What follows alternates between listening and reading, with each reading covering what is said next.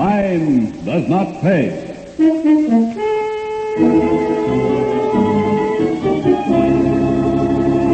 Never mind a crybaby act, Fuller. You're old enough to know what you've been doing. You've got to give me time, that's all. Just some time. Signed this IOU, didn't you, for 10 grand? Look, Toppy, if you'll only have patience, if you'll only wait a little, I'm coming into money in my uncle's will.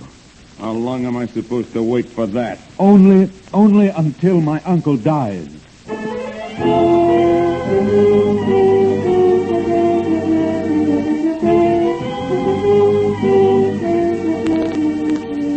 In the interest of good citizenship and law enforcement, we present Crime Does Not Pay, based on the famous Metro-Goldwyn-Mayer series of short subjects. In just a moment, you will hear Glossy Finish, starring Martin Gable.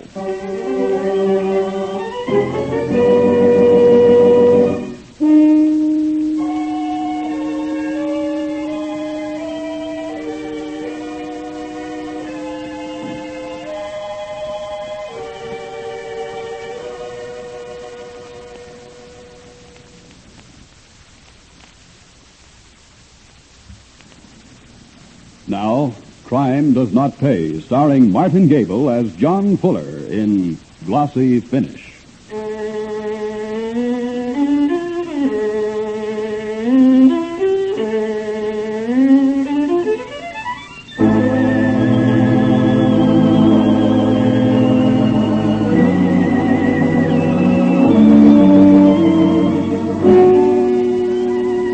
The crime of murder, the last act of desperate violence on the part of an individual, has never been confined to one group of people.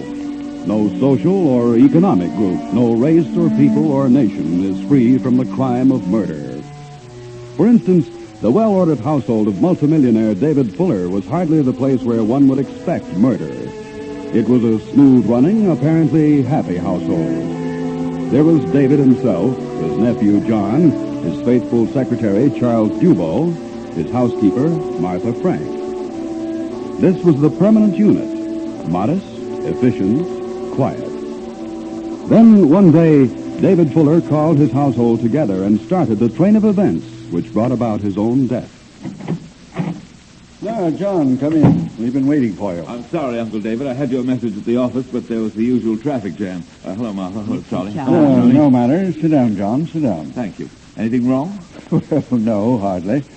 Just getting my affairs in order, that's all. Oh, in other words, Uncle David, you've made a will. Exactly. Now, Charles here seems to think that what's in that document is nobody's business but my own. However, it's quite simple.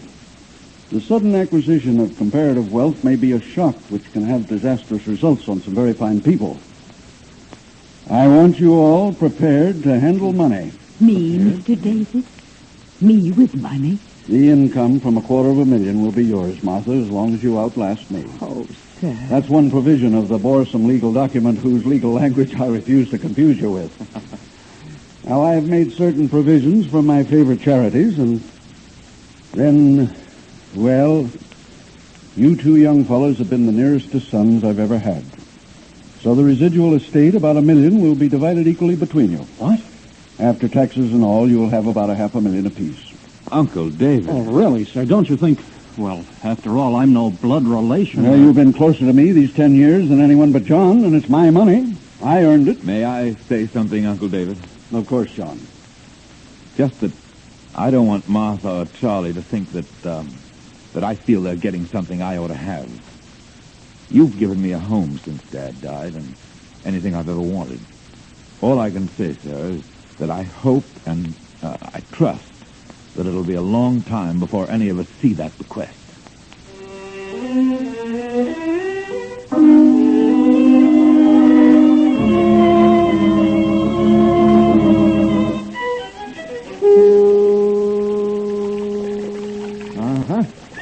Here she comes, Johnny. Not bad at all. Who is she, a professional model?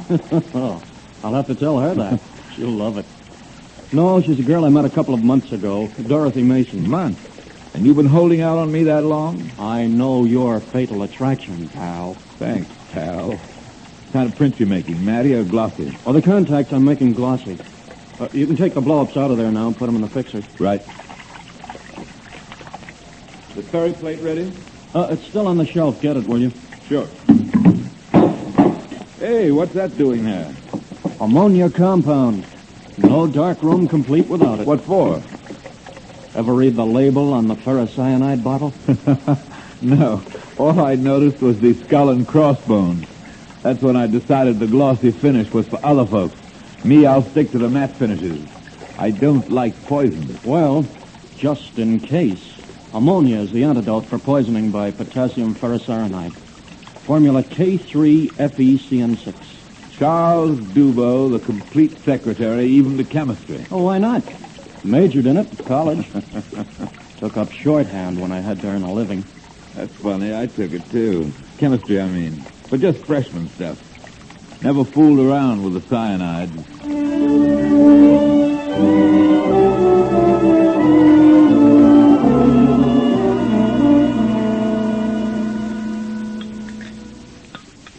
Will you excuse me, Uncle David? You haven't had your coffee, John. I know, but I've got a date for 8:30. I can just make it now. She must be important, Charles, if John's so anxious to be on time for her. She must be. Anyone I know, Johnny? No, nobody that either of you knows. Will you pardon me, please? Yes, of course, John. Run along. Thank you, sir. Do you expect to be late? No, not very. Excuse me, Mr. David, Mr. John. Will you have coffee in here or in the library? Library, Martha, please. Mr. Charles and I have a few papers to go over. Very well, sir. And Mr. John? Martha, I'm going out. I may be a little late. Now, before you go to bed, will you leave the chain off the front door for me? My rheumatism's been bothering me, Mr. John. I'll be going up as soon as the kitchen is in order. Perhaps Mr. Charles... Oh, I'm going home tonight, John, so the chain will be off after I let myself out. Oh, Well, my young man, you're going to make a night of it, it seems. If going straight home to bed is making a night of it, sir. And my appointment in the nature of business, Uncle David. Listen to the Martha, and let's get along with what we have to do, Charles. Maybe I can get you on your way earlier than you expect.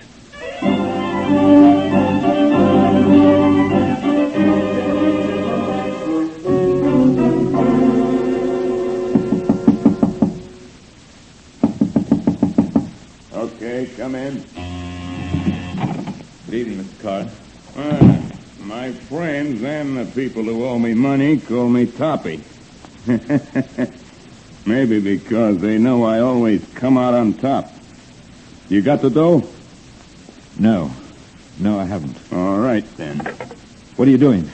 Making a phone call, obviously, to a Mr. David Fuller. You can't do that, Toppy. Oh, can I'll I? get the money. Somehow, somewhere, but you can't call my uncle. He'll disinherit me. He thinks gambling is a sucker's racket. Isn't it? For the suckers who gamble? Now, please, have a little more patience, Toppy. I came on the minute tonight so that you'd know that I mean to pay. Never mind the crybaby act, Fuller. You're old enough to know what you've been doing. You signed this IOU, didn't you? For 10 grand? Look, Toppy, if you'll only have a little patience, if you'll only wait a little, I'm coming into money in my uncle's will. How long am I supposed to wait for that? Only until my uncle dies.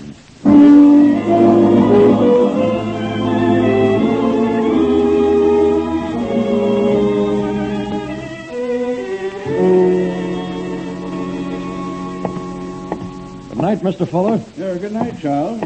Oh, Charles, my watch seems to have stopped. What time have you? 12:15, sir. Oh, thank you. Good night. Good night.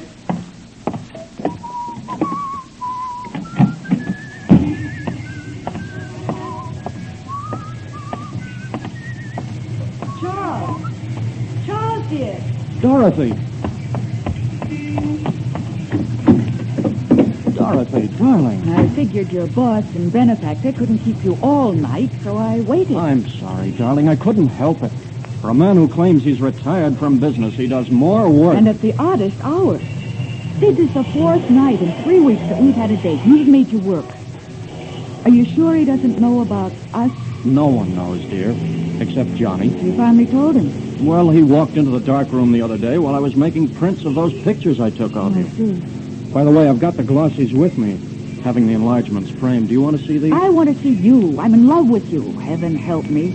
Now I want to be with you. And I want to be with you for the rest of our lives. It looks from here as if the rest of our lives is going to be a mighty short period. Well, I can't leave him now. I know. I've heard it before. The will again. $500,000 after taxes. Isn't that worth waiting for? I'd like to spend a little of it while we're young enough to enjoy it. I know, darling, I know. Maybe... You never know with anyone as old as he is. Maybe it'll be all over sooner than you think.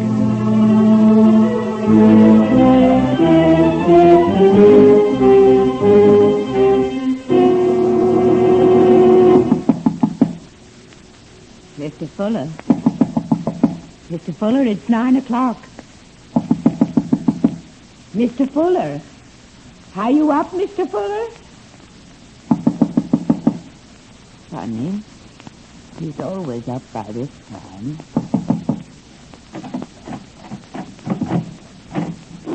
Funny. Smells almost like almond paste in here. Mr. Fuller. Oh, no. Mr. Fuller. Oh, no. Martha! What's wrong, Martha? Martha, stop that! Martha! Uncle David. He's dead. He's dead in his bed. My poor Mr. David. Martha, stop it. Did you close the windows? Windows? No, I never touched anything. And Martha, that long-necked laboratory bottle on the night table. Have you ever seen that bottle before?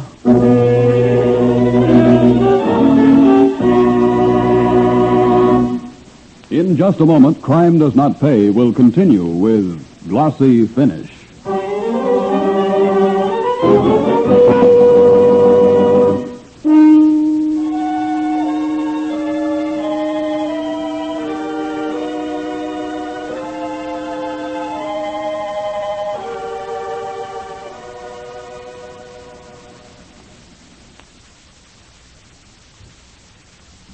Now, we continue with Crime Does Not Pay, starring Martin Gable as John Fuller in Glossy Finish. There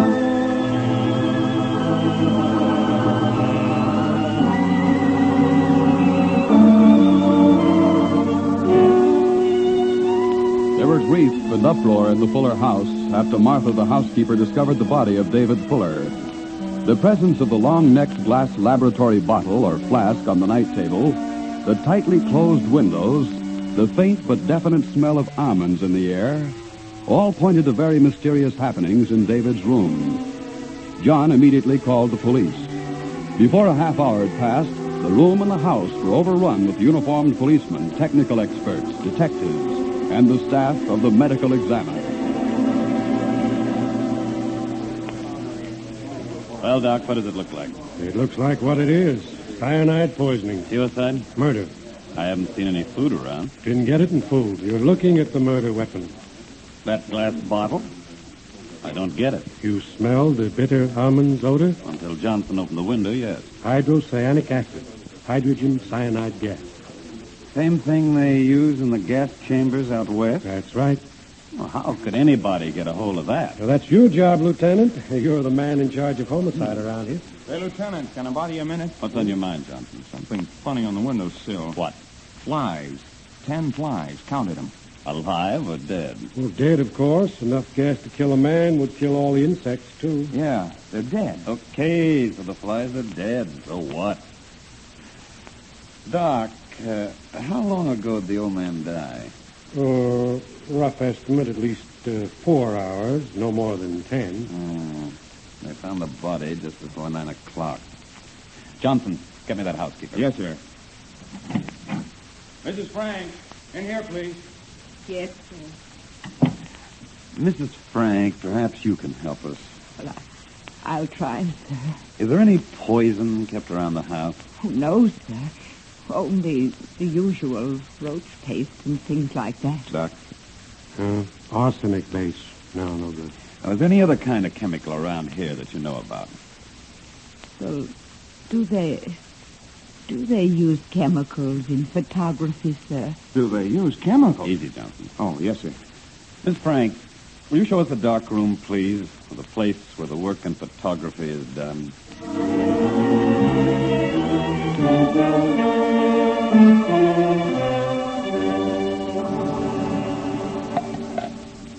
Quite a layout, Lieutenant. Look at that enlarger. Yeah, Plenty of money spent on this. But plenty, Lieutenant. The young men had this as a hobby, I guess, sir. The nephew and the secretary? Yes, sir. Say, look here, Lieutenant. What's that? Looks like a hunk of tin to me. It's a fairy plate, sir. What's it used for? Well, you know those shiny prints you get when you have pictures developed? Go on. They make them shiny by rolling them out and drying them on this after they've been in a solution of iron salt. Iron ferrous. Fairy plate. How do you know so much about all this? I used to play around with photography myself when I was a kid. You said iron salts, Johnson? Yes, Doc. There ought to be a bottle of it around somewhere. Yeah, nothing here. What do you buy for this work? Well, there's lots of trade names. The stuff is potassium ferrous cyanide, though. Ah, that does it. K3FeCN6. Explain yourself, Doc. Simple enough. Although whoever did it would have to know something about chemistry. What do you about chemistry around here, Miss Frank? Well, sir, Say it. Which one of the young men? both, sir. They both took chemistry in college. Better and better. Go on, Doc. How was it done? Well, all he had to do was to have some hydrochloric acid in that flask upstairs, you see. He sneaks into the room while the old man's sleeping, puts the flask on the table, drops in some of this very cyanide. The hydrogen from the acid combines with the cyanide. Boom. That's all. Death from hydrogen cyanide poisoning. You're sure of this, Doc? Sure as I can be before we analyze what's in that flask. But I'll bet roughly 50 to 1 on it. Well, we know how, but why? He was pretty rich. It was in his will. You know anything about that will, Mrs. Frank? I'm in it, sir. A trust fund. And the boys? Well, Mrs. Frank? They both... he told us once. They both get a lot of money, sir. Well. All right, Doc. Get going on your analysis. Johnson, get those two young gentlemen ready for me. I'll take them on one at a time. Yeah, Lieutenant. Well, what's bothering you? Two ready-made suspects, and you're worried? It's those flies, Lieutenant. They've got to fit in somewhere. I'll be doggone if I can figure where.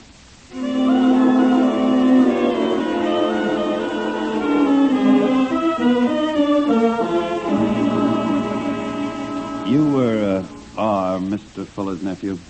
Yes, Lieutenant. I called you when the housekeeper found him. Yes, I know. Mr. Fuller, I understand you have some knowledge of chemistry and photography. Well, photography quite a little. As for chemistry, I had about a year of it in college. How long ago was that? Longer than I care to think. Most of us feel that way after a while. Mr. Fuller, what time did you come home last night? About 1 or 1:30 this morning. Was that late for you? Some. I asked Martha to leave the chain off the door.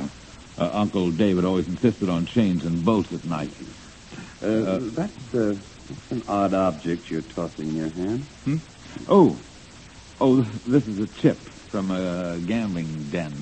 One of my friends had it. Never saw one quite like it before. May I see? Certainly. Monogrammed. Mr. Fuller, did you put the chain on the door when you came home last night? To be frank, I don't think I did. Let's see. Then, in that case, anyone with a key to the front door might have had access to this house even after you came home. Well, surely, Lieutenant, you don't think that Charles Dubo had anything to do with... Your uncle's death? I'm not thinking anything at the moment, Mr. Fuller. I'm merely gathering the facts and sorting the truth from the window dressing.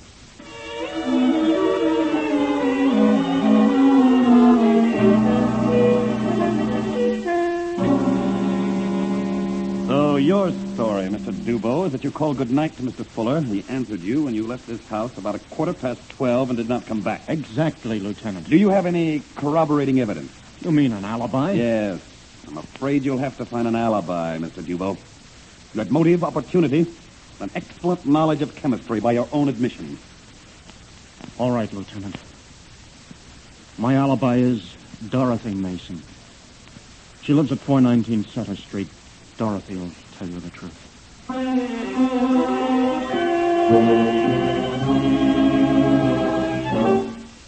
Yes, I waited for him, Lieutenant. I was angry. Another broken date. I wanted to have it out with him. And when did you separate? It was late. How late? I'm sorry, Miss Mason. I must have the answer. It was after sunrise. I see. I doubt if it will be necessary for this to go any farther than me, Miss Mason. Thank you, Lieutenant. One more question, Miss Mason. Has Mr. Dubois ever made any statement to you about his employer, about the will, about any possible desire to see Mr. Fuller dead? Yes. Last night, when I was quarreling with him, he did say Mr. Fuller might die soon.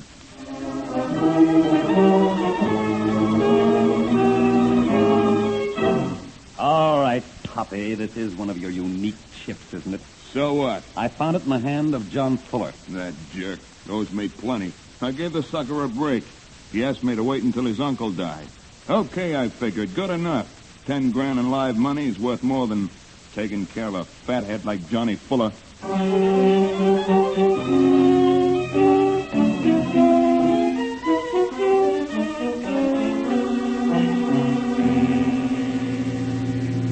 What do we got?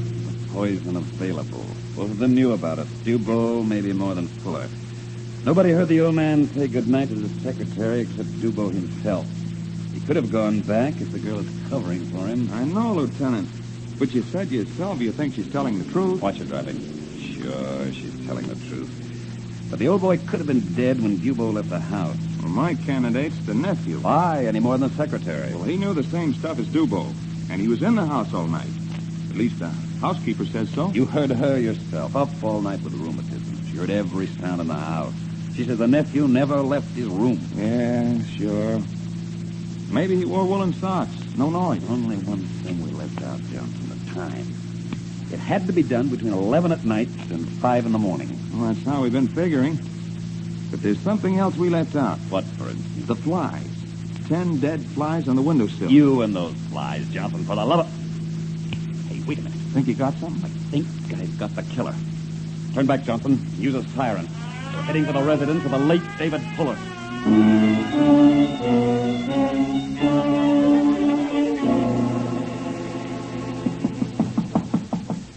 Come in. Your assistant told me you were in here, Lieutenant. Glad to see you. And vice versa, Mr. Fuller. Shut the door, Johnson. And bring that book over here. Right, Lieutenant. May I know what's going on? Of course. That's why we asked you here. Mr. Fuller, are you familiar with this book?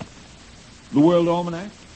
Yes, I know it. I haven't used one in years. Perhaps you should have. No matter now. Detective Johnson here was plagued with an idea. The almanac helped him out. You're talking in riddles, Lieutenant. You explain it to him, Johnson. Be glad to. It was the flies, Mr. Fuller. Those dead flies in the windowsill of your uncle's room. Those again? We had quite a few chuckles over your flies, Detective. Yes. Well, Mr. Fuller, it's funny about flies. They sleep at night. Yes, so they do. On walls and ceilings, don't they? Glad you noticed that. But these flies were on the windowsill. Something drew them to the windowsill. And that's where the almanac came in. You see here on this page, Mr. Fuller. Table of sunrise and sunset for the month of June. And the date of your uncle's murder was June 19th. And the sun rose at 4:22 a.m. that day, which means it was light as early as 4. Light enough, Mr. Fuller, for the flies to be awakened and to be drawn toward the window and be caught there by the poison gas which kills your uncle. What's all this to do with me? You were in this house at that time. The housekeeper dozed off. But the chain, anybody could have come in. Meaning Charles Dubois? Well, certainly, or anybody. Martha herself, she's in the will, too. It won't do, Fuller. We know where Dubois was past sunrise. Mrs. Frank doesn't know one chemical from another. And you were in trouble with Poppy Carter to the tune of $10,000. You can't make it stick. You'll never make it stick. We think we will, Fuller. We think we'll find that bottle of ferrous cyanide somewhere in your room. You think I'd be dumb enough to leave it around?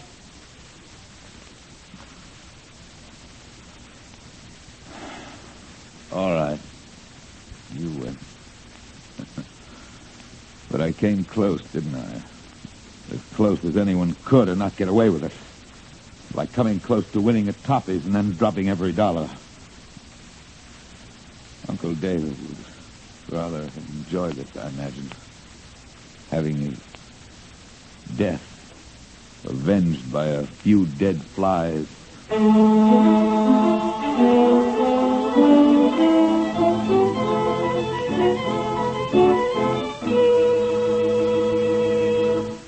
Crime does not pay.